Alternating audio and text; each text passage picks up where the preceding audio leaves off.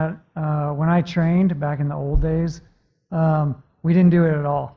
I can remember one single case. I probably did 2,000 cases when I was at Duke, and I remember one case that we monitored, and it was just because it was some huge deformity case, and the attending wanted to call in these neuromonitoring people and hook them up to all these electrodes, and we had really no idea what it was about, and but since that time, we now monitor every single case. So in my practice, and most of the guys here, every single case is monitoring, even the microdiscs. And I can tell you cases where I've done microdiscectomies, and all of us can, where the neuromonitoring tech will tell us that there's some irritation, and it'll change what you do. So we're going to talk about that, and if it actually affects outcomes and cost effectiveness and pitfalls and legalities, and there's a ton of legal stuff coming down the pike with all this neuromonitoring. So what is neuromonitoring? It's basically, and let me say one more thing. There's a couple neuromonitoring companies that support this symposium, and there's techs from those that are here, and they undoubtedly know more about some of this stuff than I do. So if I say anything that's not true, just raise your hand and tell me, because that's fine. I'm not a neuromonitoring technician. I'm just a lowly spine surgeon. So anyway, so what is it? It's basically the use of neurophysiological recordings to try and detect or predict injuries to the spinal cord while we're operating. And it's there's different things that run continuously and some that are intermittent, and we'll talk about those. So the purpose of it is to reduce the risk of postoperative deficits. Basically, that slide's kind of cool because we're always struggling with that, no matter what you do. So starting out, there's three main modalities: somatosensory evoked potentials, motor evoked potentials, and then EMG. And we'll talk about each one of those individually. So what are SSEPs? That's where basically there's stimulation of the peripheral nerves, and then they take recordings from the scalp, and you're essentially monitoring the dorsal column, so the sensory part of the spinal cord. These just show different waveforms that you get as you're monitoring the different extremities. And when you have a change, say you put a pedicle screw in and you injure the spinal cord, then you get a change in these waveforms. I don't know if the laser pointer's up here. So there's certain alarm criteria, and again, these techs can probably, can tell you more about this. It's not as clean cut as this, but a reduction in amplitude, an increase in latency can imply that there's a problem. And this especially comes in handy, it comes in handy in almost every case, but on minimally invasive cases where you're working through these little tubes or you're putting screws in percutaneously. We used to do that a lot. We don't do it so much anymore, and then you use it, you stimulate, and you get these impedances to see how close those screws are to the nerves, and I'll show you pictures along those lines, but it can change everything about what you do. These are some of the signals that you get, and there's also effects on the neuromonitoring for a whole bunch of different things. Okay, anesthesia is one of them. Delays the latency, reduces the amplitude, which are obviously those are issues. It's highly variable among the different kinds of anesthetic agents. You can see on this one. Whoops, that's not what I want to do. Where's the laser pointer? Is that it? Yeah. Yeah, so you can see here the pre-induction, and then the various levels of anesthesia increase your waveforms, reduce. Other factors that affect monitoring, not just SSEPs, but hypothermia, hypoxia, hypotension, ischemia, and other surgical factors, retraction, compression of the nerves. That's what we're looking for. So the tech can tell us that something's going on, and we don't necessarily know it. The second component, as I mentioned, motor evoked potentials. This is in my opinion, kind of more important than SSCPs. I mean, they're both important, but this, if you're doing some kind of deformity and stuff, really you want to know if the patient's going to awake and paralyzed. And that's, I think these are a little more predictive of the SSCPs. So a surgical insult to the ventral parts of the spinal cord, the cortical spinal tract, then you'll get changes in the motor evoked potentials. So there's various ways of interpreting these things. It can be an all or nothing thing, complete loss of the signal. It can be an amplitude reduction. You can have threshold criteria where you need more of a response. So the motor evoked potentials, you're not just sitting there monitoring. You have to actually say, what I do, all surgeons are different, but what I do, depending on what we're doing, if I'm just doing something really basic, it's a low risk, then I'll tell them, but I'm at the spinal cord level, then I'll tell the tech, just run one every half an hour, just remind me. So they'll tell me, hey, it's been 30 minutes, can I run a motor? Sure. So then, you stop what you're doing, they stimulate it. Okay, they're stable. If I'm doing taking out this huge disc on the thoracic spinal cord that's squashing it, and I'm, being really careful, and I'm worried that I'm really worried, then I'll tell them, run these things every 5 minutes. I want to know if there's a change. So they'll tell me, every 5 minutes, another motor. So if I get a change, then I'll change what I'm doing.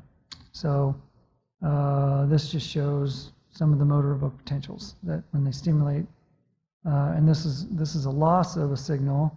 So there's a baseline, and then in this patient, I think this was like an ulnar, or it was an arm, a motor evoked in an arm, lost it, and it turned out that the IV infiltrated.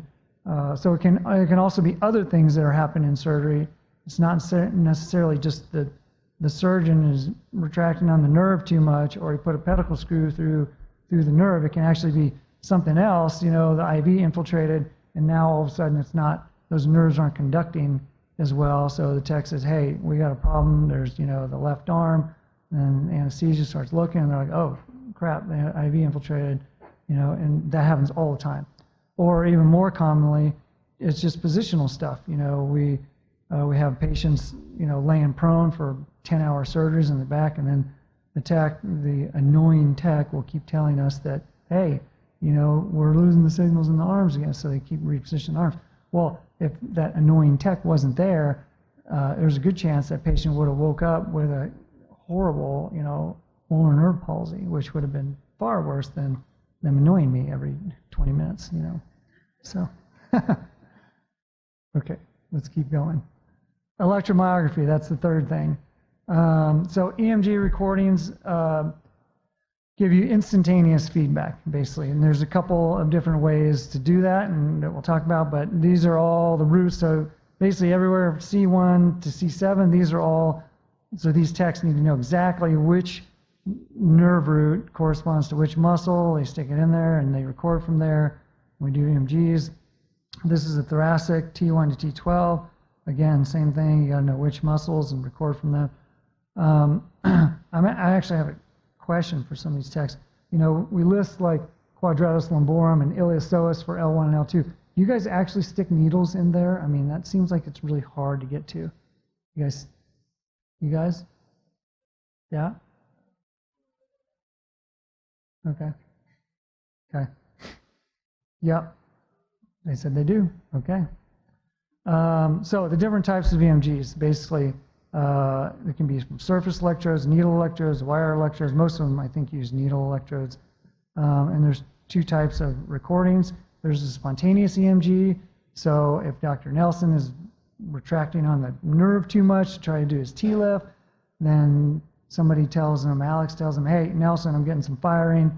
Then he'll go, back off on that retraction, and then there's the stimulated triggered EMG, which relates to, we'll put a screw in, and then we'll want to know, is that screw close to the nerve root? Because that screw is going way into the vertebral body, and we want to know how close that is to the nerve root. So we'll have the picture, we'll stick an electrode on that and stimulate it, and it'll give us an impedance. So I'll show you that here.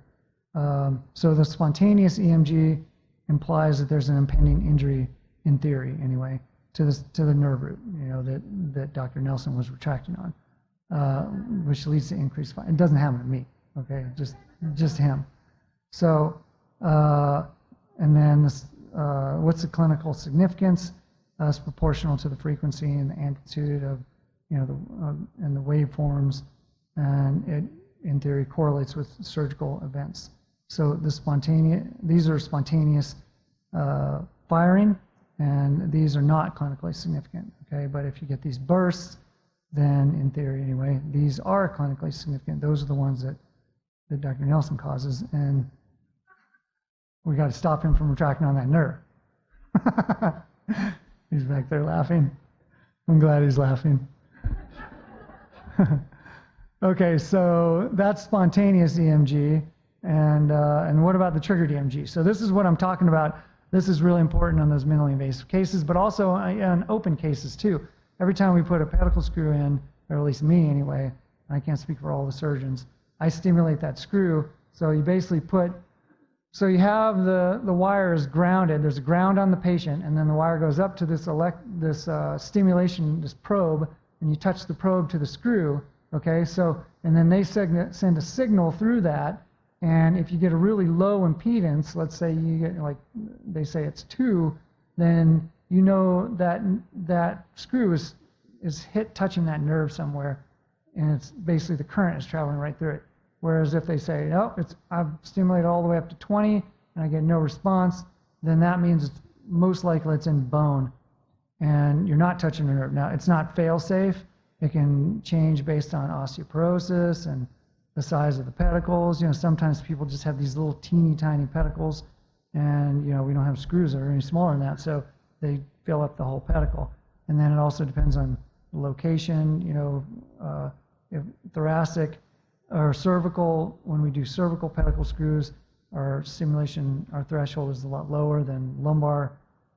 So there's a lot of variables, but this just shows, depending on how low that impedance is, what's the likelihood of there being a problem with that screw touching a nerve. What about the guidelines? What do the neurologists, the American Academy of Neurologists and surgeons say? Oh. Turn off your cell phones, okay? Well, the doctor excuse. Okay, so does intraoperative monitoring with SSEPs and motor evoke potentials predict adverse surgical outcomes? That's the question.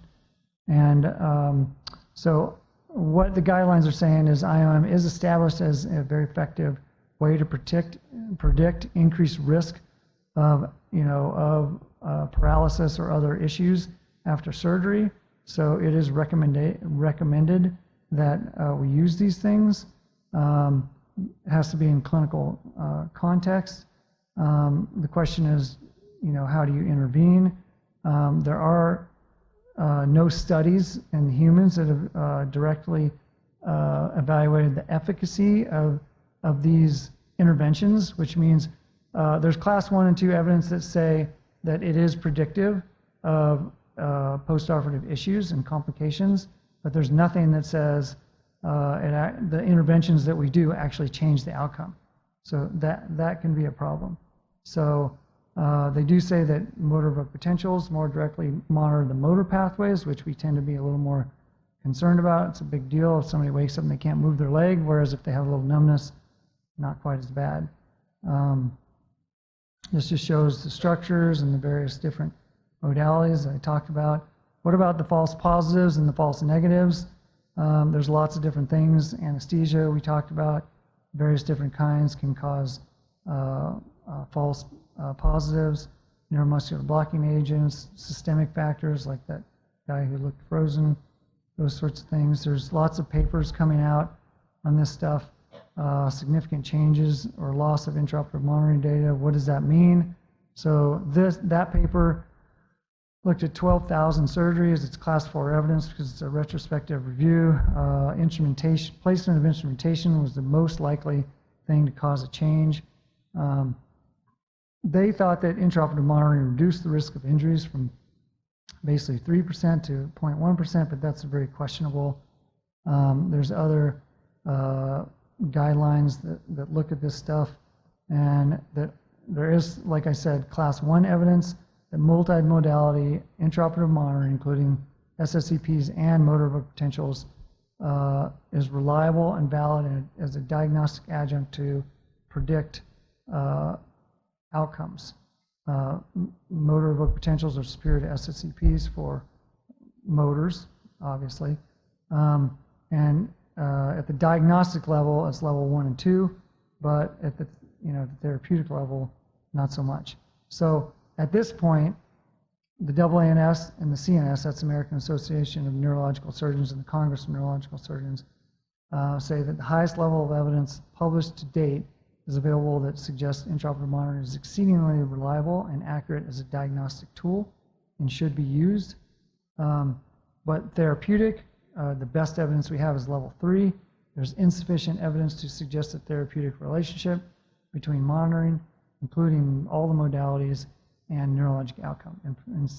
In other words, improving neurologic outcomes. So it may detect neurologic injury. It does not necessarily result in improved outcome.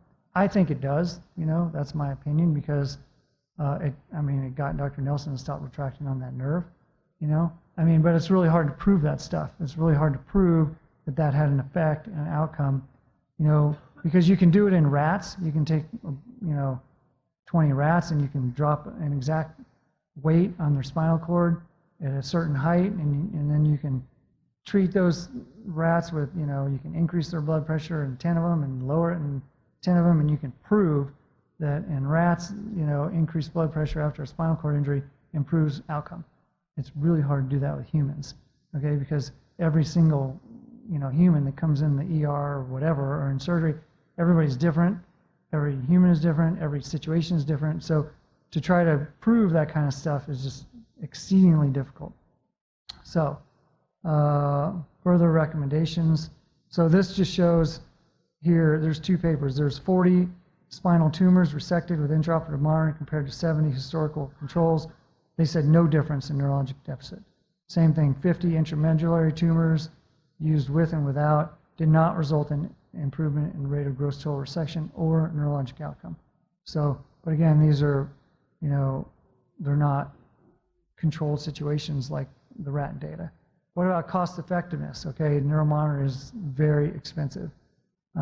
Those techs practically make more than neurosurgeons, if you can believe that or not, but I'm just joking. They're going to get mad at me now. Anyway, so at present, there is insufficient evidence to support intraoperative monitoring during spinal surgery as a cost-effective measure because there's lack of supporting evidence that it's effective therapeutically and it improves outcomes.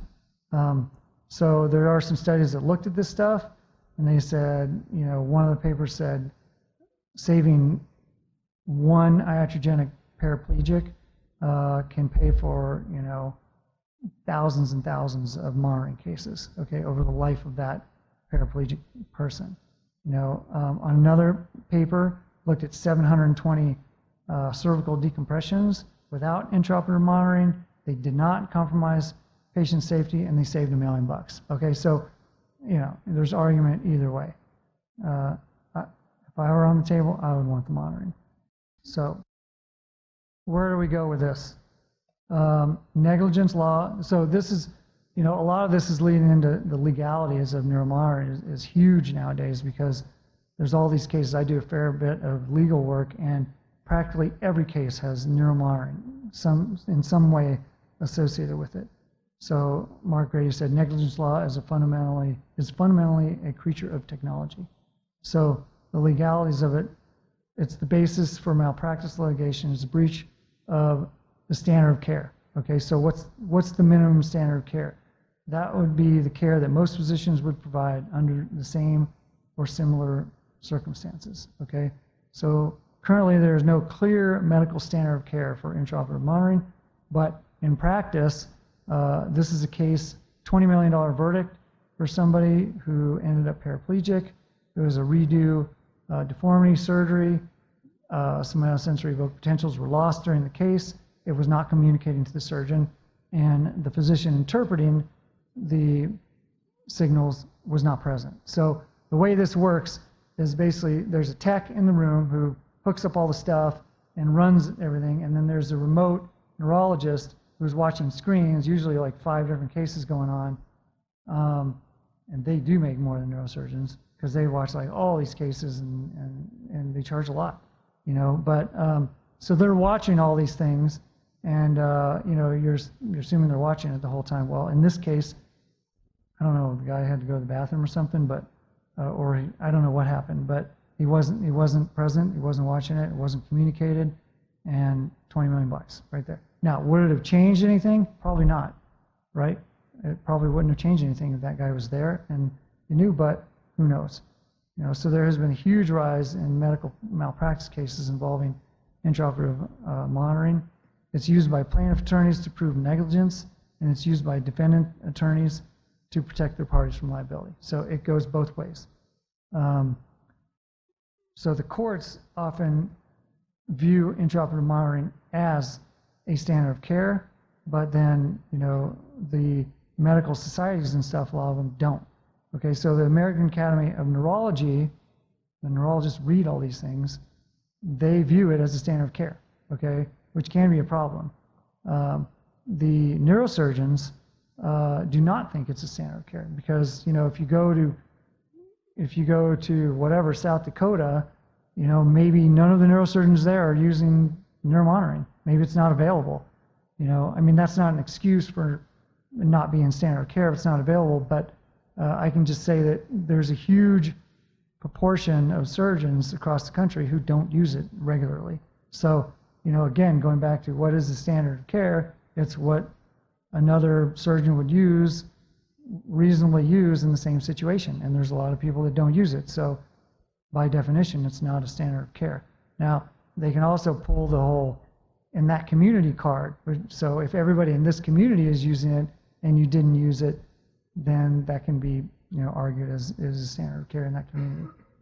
So another case, surgeon was found liable due to failure to conduct a wake-up test after a reported decrease in signals during scoliosis surgery. So they had a decrease in signals, they're doing a deformity surgery, didn't wake the patient up, proceeded, finished the case, and the patient ended up paralyzed. Big, huge, multi-million-dollar lawsuit. You know, would it have changed anything? I don't know. So what's the responsibility of the techs? It's to properly set up the equipment, adequately perform the intraoperative monitoring by stimulating and recording, inform the surgeon of all changes, and engage in troubleshooting. Okay, only the surgeon has the authority to alter the course. In other words, they can stop the case and wake the patient up. Obviously, the tech doesn't really have control over that. But lack of communication is a huge no-no. You know, failing to notify the surgeon that there's been a change. I mean, that's, and basically if something bad happens, that's, I mean, somebody's going down with that one. So despite the very low incidence that intraoperative monitor response alert changes the outcomes, it should still be considered, you know, in almost every case.